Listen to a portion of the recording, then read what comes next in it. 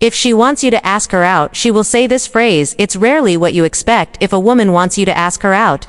She won't always flirt with her eyes or find excuses to touch your arm. Sometimes she drop a sentence so subtle it sounds like background noise until you realize it was the entire point of the conversation. In this video we'll break down 5 lesser-known phrases women use when they're waiting for you to make your move, and why missing them might mean you never get a second chance. 1. I'm not usually like this with people. This phrase is not as innocent as it sounds. In fact, it's the verbal equivalent of a secret passage. She's signaling that whatever's happening between you, the way she's opening up the way, she's lingering longer than normal is not her norm. She's not just stating a fact.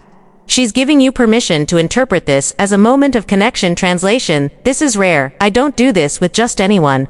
Don't waste it. And here's the twist. When she says it, she's subtly putting pressure on you to take the next step to justify her choice to be vulnerable. If you don't respond in kind or escalate the vibe, she quietly write it off as a misfire and emotionally retreat fast. What makes this line so powerful is that it's wrapped in vulnerability, and people often downplay or even miss vulnerability when it appears conversational instead of dramatic. She's putting herself out there in a way that actually costs her something emotionally, and she's watching how you handle it with silent attention. She's not waiting for you to impress her with grand gestures, but to meet her at her level of openness and trust. To your trouble, I can already tell. Let's be honest, this one sounds familiar. But when said in a specific tone, especially early in conversation, it flips from flirty to probing. What she's doing here is testing your confidence. Not trouble in the fun sense, but trouble as in you're dangerous, because I might actually like you. It's her subtle way of confessing she's intrigued, maybe more than she wants to be. The ball is in your court here. If you respond with self-doubt, the moment dies. If you meet it with playful restraint, you have no idea she sees that as courage under pressure, and suddenly asking her out feels inevitable. This is more than banter. This is a boundary check disguised as a tease. She wants to know whether you're strong enough to handle intimacy without getting weird about it. Can you be playful without becoming arrogant? Can you flirt without begging? Can you sense tension without backing down?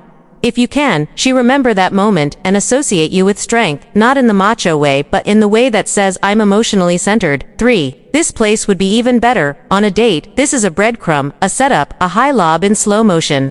She's not just making small talk about the vibe of the coffee shop or the wine bar.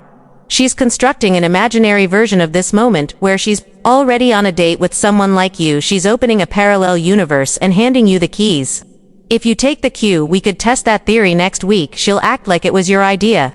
If you let it go by, she'll assume you don't see her that way, and she won't try again. This isn't just about the place, it's about possibility. She's soft launching the idea of you two in a different frame, a more intentional setting. She wants to know if you'll pick up on the shift and take the lead without needing her to spell it out. A lot of men miss this line because they think it's just commentary on the environment, but it's actually a question without a question mark. Would you ever see me that way? Can you picture this as more than just casual conversation? That's what she's asking in disguise. For why do I feel like I already know you? This is one of the more psychologically loaded lines, and it's easy to miss. She's not commenting on déjà vu. She's disarming herself in front of you. Think about it, most people hide behind surface talk. This phrase cuts through that. It's her way of saying this feels unusually personal, and I like it. But here's the deeper layer. She's telling you that the emotional runway is clear. She's already skipped past the awkward stages in her mind. Now she's wondering if you'll meet her there. This is a green light, dressed in introspection. She's fast-forwarding through the typical small talk because something in your connection already feels deeper, and she's not afraid to admit that emotionally. If you reflect that energy back by getting real in return, not playing it too cool or making it a joke, she lean in more.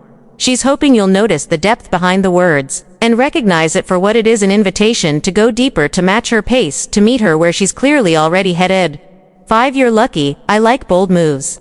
You'll hear this one after you tease her or when the banter starts to heat up. It's disguised as a throwaway line, but it's her way of flashing the invitation without saying it outright. Think of it like an emotional dare.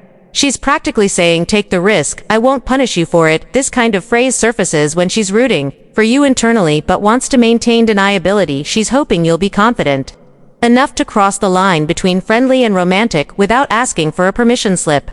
She's watching for signs that you can lead with presence and decisiveness without being aggressive. She's not just flirting here, she's checking for initiative.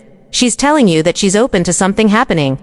but that she's not going to hand it to you on a platter. It's your move, and if you rise to it, if you make a move that's respectful and clear, she will remember it as the moment you showed up, not just as a potential date, but as someone who knows how to read the emotional room and lead with purpose. Every one of these phrases is a signal, masked as a comment, a moment dressed up as a detail. They're easy to miss, not because they're subtle, but because most people aren't trained to listen between the lines.